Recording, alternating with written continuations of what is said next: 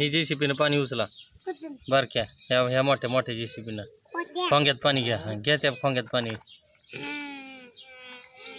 काढा बाहेर येऊ द्या बाहेर इकडं तिथं लगेच टाकायचं नाही पुढं टाकायचं हां हां आणा पुढं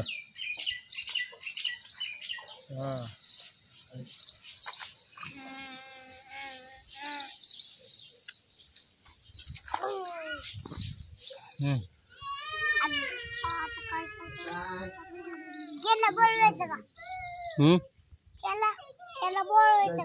क्रेनला क्रेन नाही की आपल्याकडं नको आता